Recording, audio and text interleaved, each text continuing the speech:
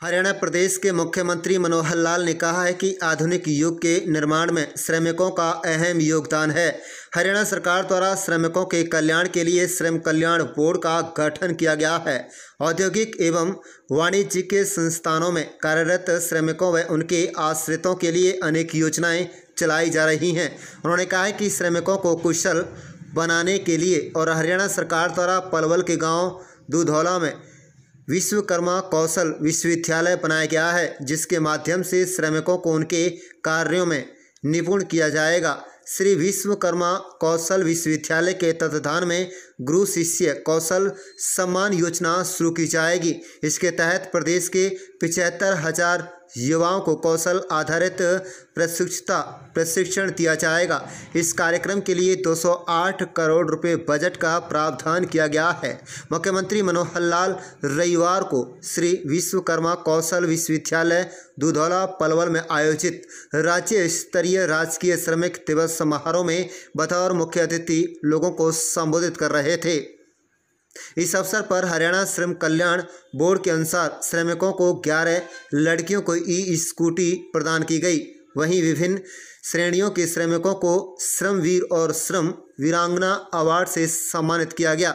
इस मौके पर हरियाणा के श्रम मंत्री अनूप धानक, हरियाणा भूमि सुधार एवं विकास निगम के चेयरमैन एवं होडल के विधायक जगदीश नायर, हरियाणा वेयर हाउस के चेयरमैन नयनपाल रावत, पलवल के विधायक दीपक मंगला, हथीन विधायक प्रवीण डागर सहित प्रशासनिक अधिकारी मौजूद थे। आप देख रहे हैं पलवल ब्यूरो रिपोर्ट। हमने हरियाणा में बहुत सी ऐसी योजनाएं बनाई हैं और इन योजनाओं के माध्यम से हमारा जो श्रमिक है, इस श्रमिक को किस प्रकार से आगे बढ़ने के लिए अवसर मिले। उसमें सबसे पहला तो मैं ये कहूंगा कि हुनर सिखाने के लिए जो हमारा कौशल है वो कैसे हुनर के नाते से निखरे, कैसे कुशल बने, तो उसके लिए हरियाणा में एकमात्र ये जो विश्वविद्यालय हमने विश्वकर्मा कौशल विश्वविद्यालय बनाया है, ये श्री विश्वकर्मा कौशल विश्वविद्यालय, इसके माध्यम से हजारों युवक, अभी तो इसका प्रारंभ है, हजारों युवक हर साल कौशल लेकर के आगे बढ़ेंगे। ये एक सबसे पहला इस काम के अंदर हमने आगे किया है। स्वामी विवेकानंद ने अपने जीवन में कहा था, बहुत से जीवन के अंदर चीजों का व्याख्या होती है। उन्होंने श्रम की व्याख्या की थी कि वास्तव में श्रम ही जीवन है। अगर कोई आदमी श्रम करना छोड़ देगा, आलसी हो जाएगा, तो उसके जीवन के अंदर कभी भी खुशहाली नहीं आ सकती है। हम हर प्रकार के श्रम करके आगे बढ़ते हैं और जिसके कारण से न केवल हमारा अपना भला व्यक्तिगत होता है, हम परिवार तो पालते ही हैं, लेकिन परिवार पालने के साथ साथ हम प्रदेश और देश इसको कैसे आगे बढ़ाते हैं, इसके नाते हमारा जो योगदान है। हम जानते हैं कि देश अपना आजाद हुआ था सन 1947 में। देश के प्रधानमंत्री जी ने कल्पना रखी है कि आजादी के जब 100 साल हो जाएंगे 2047 तक, ये भारत देश दुनिया की एक ताकत बनकर के उभरेगा।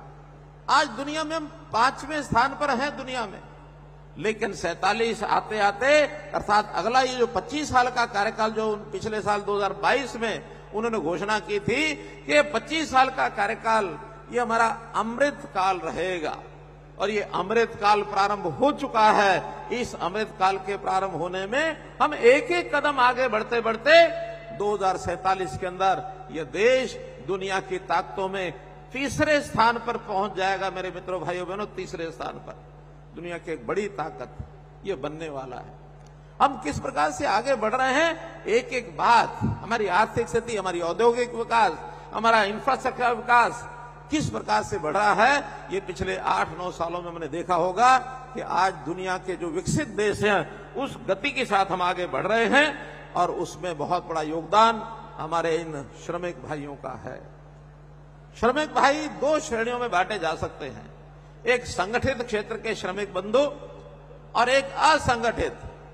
हरियाणा में 25% श्रमिक तो संगठित क्षेत्र में हैं, जिनकी यूनियंस भी होती हैं, जो अपनी आवाज इन यूनियंस के माध्यम से अपने जो एम्प्लॉयर है, जो हमारा उद्योगपति है, उस तक पहुंचा सकते हैं, सरकार तक पहुंचा सकते हैं। लेकिन 75% असंगठित जो हमारा श्रमिक है, जो कहीं छोटे बड़े काम करता है उसकी कोई यूनियन भी नहीं होती है। हमारी चिंता ये भी है कि उनके हित में, उनके हक में ये हम लगातार काम करते रहें।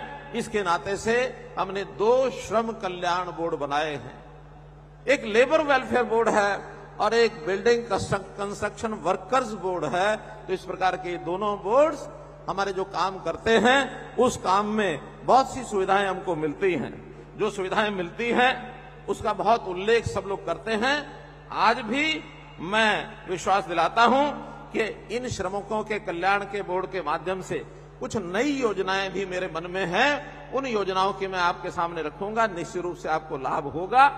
पिछले 9 वर्षों में हमने श्रमिकों के लिए कुल मिलाकर 2181 करोड़ रुपए का खर्च इन 2 बोर्ड्स के माध्यम से किया है। और अभी आज मैं उसमें कुछ और नई चीजें जोड़ रहा हूं।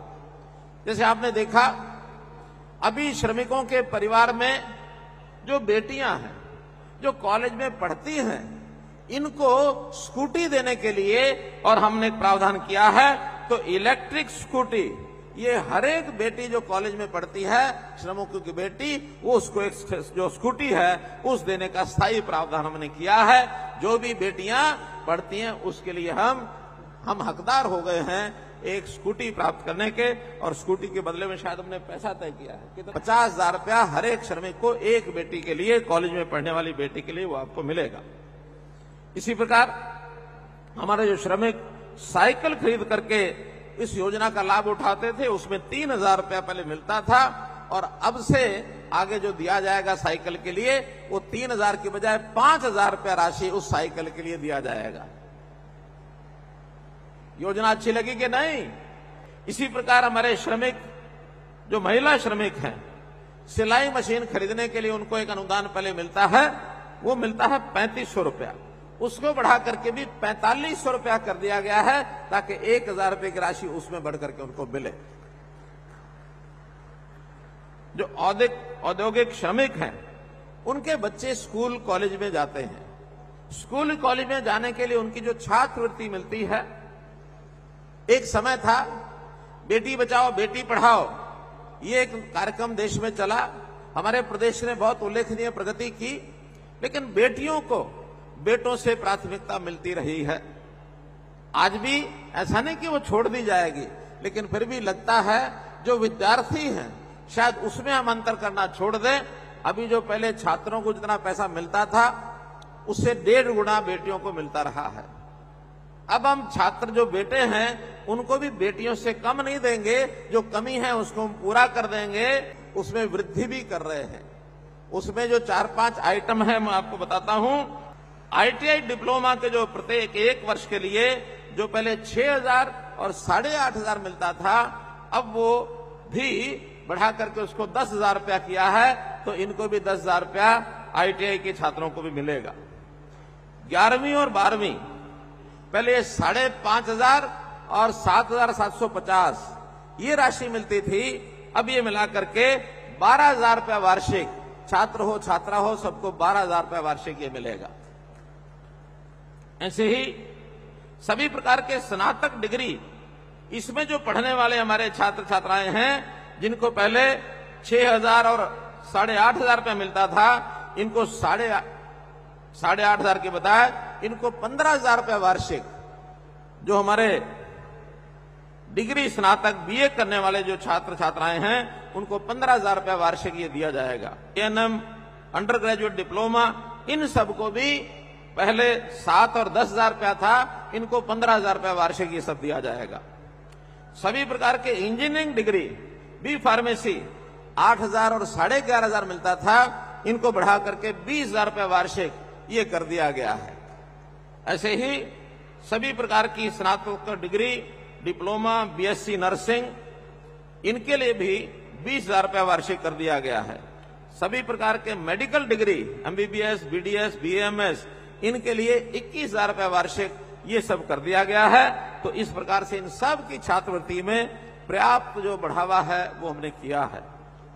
श्रमिकों की कई बार क्रोनिक बीमारियां, ये जो बीमारियां होती हैं, जानलेवा भी कई बार बीमारियां होती हैं, लेकिन इसमें उनके इलाज का तो सारा खर्च ESI से हम लोग क्योंकि रजिस्टर्ड हैं वो सब मिलता ही है।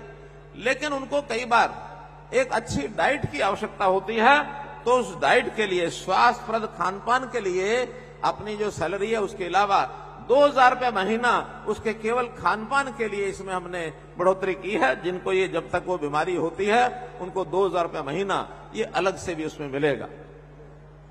श्रमिकों के लिए 4 बड़े नगर फरीदाबाद, गुरुग्राम, सोनीपत और यमुनानगर HSVP के जिम्मे हमने, HSIDC के जिम्मे हमने लगाया है। वो इन सब स्थानों पर जो आवासीय मकान हैं, अस्थायी जिनको रहना होता है, उनके लिए पहले चरण में, मैं पहला चरण कह रहा हूं, आगे और बढ़ाएंगे, पहले चरण में इन चारों शहरों में 500 फ्लैट यानी कुल 2,000 फ्लैट इस वर्ष में तैयार कर दिए जाएंगे। जो ऐसे जो अस्थायी कर्मचारी जो कई बार जो कभी कभी कहीं कहीं नौकरी करते बाहर चले जाते हैं, जिनको किराए के लिए आवश्यकता होती जगह की, उनको ये 2,000 जो फ्लैट हैं इनका निर्माण किया जाएगा। इस बात की बधाई देना चाहता हूं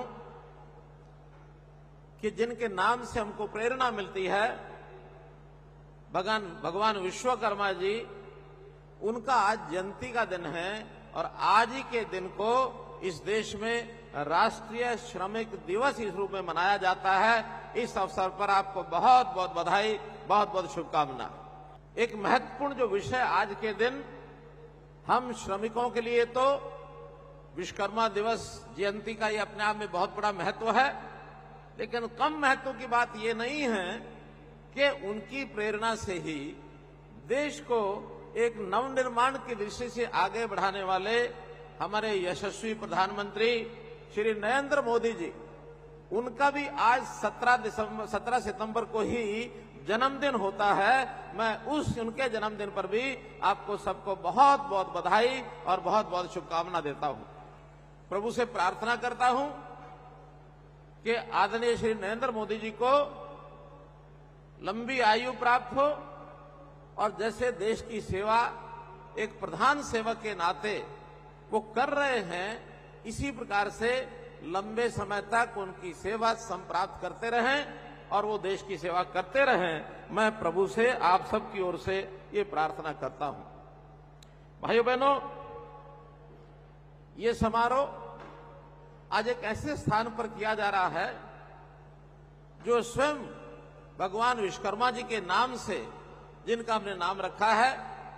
भगवान विश्वकर्मा जी जैसे दुनिया के सबसे बड़े शिल्पकार, एक कारीगर के रूप में, एक कलाकार के रूप में, जैसे उनका स्थान, उन्हीं के नाम से ये जो कौशल विश्वविद्यालय हमने स्थापना की है गांव दुधौला में, इस परिसर में आपका ये कार्यक्रम हो रहा है। इसके लिए मैं यहाँ के विश्वविद्यालय को भी भूरी भूरी प्रशंसा करता हूं।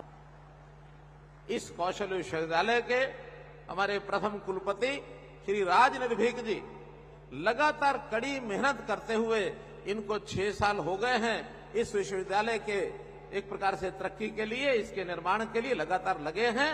और मैं एक बधाई राज निर्भीक जी वाइस चांसलर उनको भी देना चाहता हूं कि इन्होंने 6 साल यहां रहते रहते विश्वविद्यालय का निर्माण तो ये कर ही रहे हैं, अपने जीवन को भी बखूबी आगे बढ़ा रहे हैं। और इन्होंने हरियाणा के विषयों पर इन 6 सालों में अपनी PhD भी प्राप्त की है। उस PhD प्राप्त करने पर मैं इनको राज नेहरू की जगह डॉक्टर राज नेहरू इस नाते से संबोधित करता हूं। आपको बहुत बहुत बधाई राज नेहरू जी। मित्रों, भाइयों बहनों, जैसा मैंने कहा, श्रमेव जयते, श्रम की विजय हो। आखिर हमने क्यों ऐसा कहा है? हम ऐसा मानते हैं कि आदिकाल में जब मनुष्य एक प्रकार से जंगल में रहता था, 2 पैरों का जानवर मात्र होता था, उस युग को आखेट युग ऐसा कहा जाता है, जब कोई संस्कृति सभ्यता नाम की चीजें नहीं होती थी। धीरे धीरे जब विकसित सृष्टि संसार ये बनना शुरू हुआ, उस समय विश्वकर्मा जी की भूमिका शुरू हुई। सबसे पहले विश्वकर्मा जी के समय, चाहे वो मिट्टी के कारण से, चाहे वो लकड़ी के कारण से, जो निर्माण का काम शुरू किया और जो मनुष्य की तकलीफ है, उनकी कठिनाई उस समय के युग में ध्यान में आई अपने आप को कठिनाई में महसूस करके और हम सब लोगों के एक प्रकार से अच्छे जीवन को जीने के लिए सुविधाएं उपलब्ध कराने के लिए ये कारीगर नाम से जो सिस्टम शुरू हुआ, ये सारी चीजें हमारी बननी शुरू हुई और इसके बनने का श्रेय सीधा आपको जाता है। आज भी हम कितने ही काम में लगे हैं, कोई मजदूरी करता होगा, कोई किसी फैक्ट्री में काम करता होगा, कोई कहीं ना कहीं कुशल श्रमिक के नाते होगा, कोई अर्ध कुशल श्रमिक के नाते होगा, कोई हथौड़ा पीटता होगा, कोई मिट्टी खोदता होगा और कोई चुनाई करता होगा, कोई बार बाइंडिंग करता होगा, कोई टाइलिंग लगाता होगा, कोई मशीन पर काम करने के लिए लेथ पर काम कर रहा है। हर प्रकार के काम करते हैं। हम जो चारों तरफ अपने यहां देख रहे हैं, चाहे वो ये शेड हो, चाहे ये लाइटें हो, चाहे मेरा माइक हो, चाहे आपके हाथ में मोबाइल हो, चाहे आपके पैर में जूती हो, हर चीज श्रमिक की मेहनत के बिना बन नहीं सकता है। एक प्रकार से आज का जो आधुनिक विकास है, इसके मूल जिसको कहना चाहिए जड़ में अगर किसी का सबसे ज्यादा योगदान है वो हमारे श्रमिक भाइयों का है।